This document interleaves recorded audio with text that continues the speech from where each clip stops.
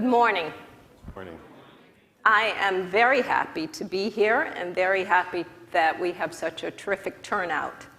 As Jody was saying, I am Delores, or D, Dr. D as they call me in Vermont. I'm the medical director for the Department of Corrections for the state of Vermont. And I don't know how many people here are medical directors for departments of corrections or providers within departments of corrections, mid-level, docs, whatever. Could you just raise your hands if you are any, or nurses? 1, 2, 3. I wish there were more, because I think this is a place where those of us who provide care on the front line, I'm more administrative at this point, but I've been with the Department of Corrections in Vermont for 7 years. Prior to that, I worked for UMass Correctional Systems Services in Massachusetts for about 4 years. And back when I was a nurse practitioner, also spent some time providing care in the prison system. So I have a long history of incarceration, periodically. Jail and prison sentences. And I've enjoyed every minute of it, despite the fact that sometimes, as we all know, these are the folks who are first to sue us, and that's why we have bunches of attorneys general and other people who help out with that. That is going to happen no matter where you practice in healthcare and certainly in corrections. So that does not daunt me. It didn't steer me away. So I've been involved in Vermont for 7 years and really happy to be there. And when I first went, I thought, when we first moved to Vermont, my husband, whose birthday it is today, he's sitting in the second row, happy birthday. I had to say that. It was nice enough to come with me on his birthday. So when we moved there and I took the job in the Department of Corrections, I thought, piece of cake. 1,600 average daily population in-state and 500 out-of-state. In Massachusetts, I was one of 4 statewide medical directors for the state. I think we had 18,000, 10,000 incarcerated and about 18,000 under some sort of total supervision, parole, probation. And it was busy, and I took call and worked in the infirmary and did all of those things. So I thought, 1,600, I'm going to be the medical director. Got it covered well. If you've ever heard anything about Vermont, our system, we are a unified system, as it is Rhode Island. There are about 6 states who have unified systems, prisons and jails combined. Vermont is one of those, and people who come to Vermont, who study our system, who work within the system, who consult in the state of Vermont, usually say something to the effect, yeah, Vermont's really unique, which is kind of code for, oh, how did you develop this? But that is what we are, and it is challenging, very stimulating. It's a great place to work. So, as far as the Affordable Care Act and how it is impacting what we do and the services that we provide and how we can provide those services, I liken it to a perfect storm. Now, if you know anything about Vermont, you know that in 2011, we suffered a hit from Tropical Storm Irene. That was a perfect storm in an imperfect sort of way in terms of the damage that it brought into the state. The flooding, lives that were lost, homes that were damaged, people who were displaced. It was horrific. Out of that came the term Vermont Strong.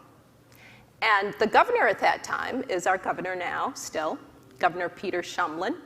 And he could see immediately, as could everyone, that this was something that we needed to react to and act quickly about. It was an emergency situation. It was a crisis. And once again, unfortunately, Vermont is facing another crisis, which is indeed quite a storm in itself, as just about every other state is as well.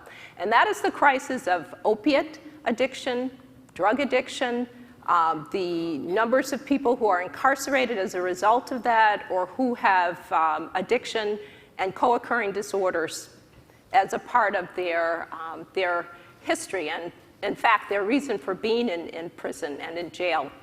So with that, Governor Shumlin, during the time that he gave his State of the State, declared another emergency. We have a crisis. We have a public health crisis in Vermont, and that is the public health crisis that is facing all of you as you sit in the audience. When you go back to your states, you know it's there. We all know it's there. It's the crisis that has come about because of addiction, because of poverty, because of all of the other negative factors, negative things that are happening.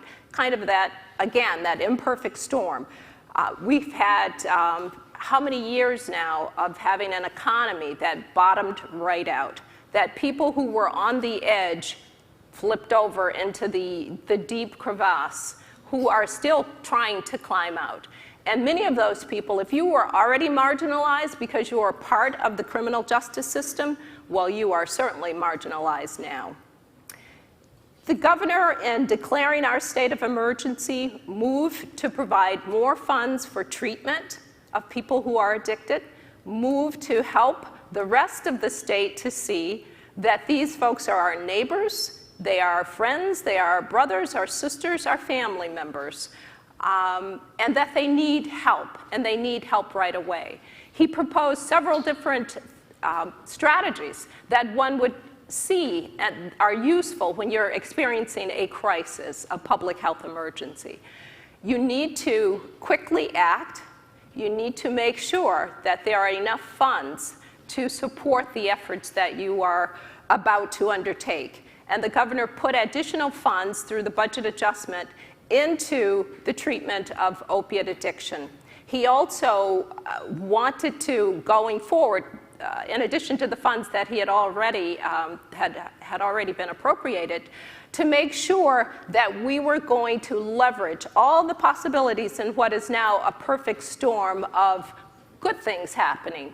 That we could leverage the fact that we now have rapid intervention, that we are now in the process of making sure we have acts and bills in place that are moving their way through the legislature, which will make it possible for assessments to be done pre-arraignment, pre-trial, so that we have adequate court diversion programs, so that we have adequate mechanisms for treating people when they feel the need, when they feel that they are ready for treatment. And any of you who know about changing and stages of change in people's lives and the whole notion of whether you're quitting smoking, quitting drinking, or quitting drugs, that you have to be ready.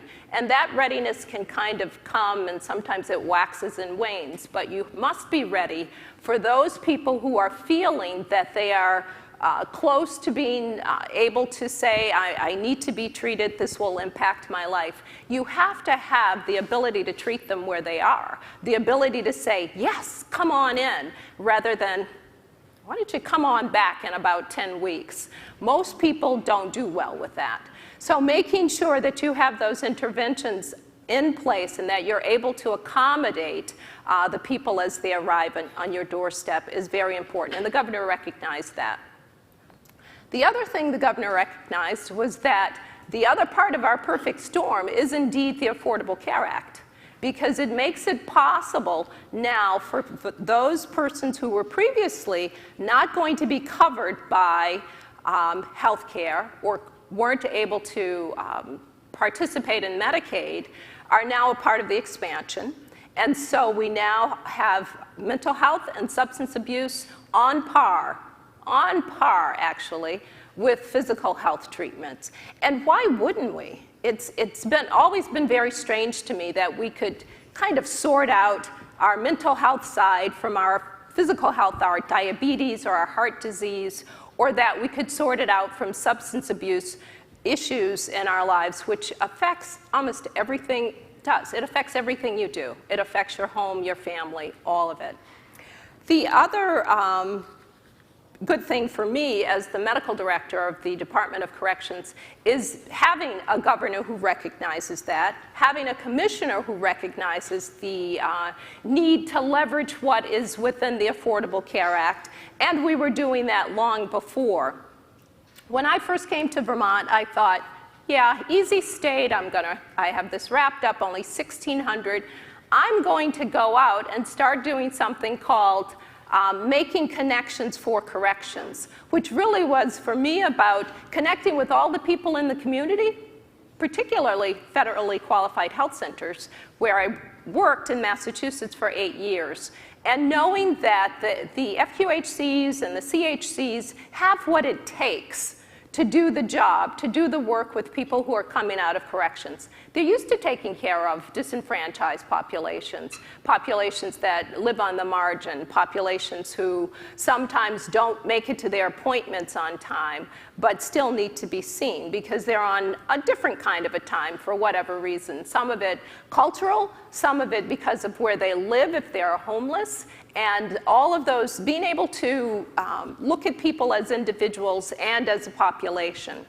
So having that perspective, having the support, and also having the support not only of my commissioner or the governor, but all the branches of state government in Vermont are really on board when it comes to knowing what the Affordable Care Act, the potential is for corrections, really, and the Affordable Care Act. Now, it was interesting in listening to Elena talk about the messiness in Rhode Island. Vermont is experiencing also some of that messiness, but I think I've been doing this since, I've known this was coming since 2011, and have tried to make myself, put myself into various places on several different committees where the need would be for those others on committees, my colleagues in the Agency of Human Services, where we're located, the Department of Corrections in the state, to recognize that corrections needs to be at the table whenever you are planning something for healthcare, medical homes, blueprints for health, hubs and spokes that deal with substance abuse issues, that if you don't have someone from corrections on the table, you're missing a large part of your population, and you're missing a large part of your population who happens to have some of the highest needs and some of the most intense needs for services and care, and some of the highest risk for falling into the crevasse and never coming out. So in Vermont, we started to recognize that in 2011 and had it written into the legislation for healthcare reform for inmates. When we took a look at, with our House Corrections and Institutions, the act was called the War on Recidivism. Within that act was a tiny piece, big enough though for me to kind of use as a wedge, that says inmates in Vermont needed to be included as part of healthcare reform. And we started it there, and we've continued with suspension, working on the suspension rather than termination of benefits. We have it now as a rule and on with DEVA and Medicaid, working with the integrated eligibility. I sat on the procurement committee for statewide for the MMIS for Medicaid to make sure that the system understood what the statuses are, what it means when someone is on probation, on furlough, on parole, and incarcerated. So there's lots more to tell, but I've been given the signal that it's time for me to shut up and sit down, so I shall. Thank you.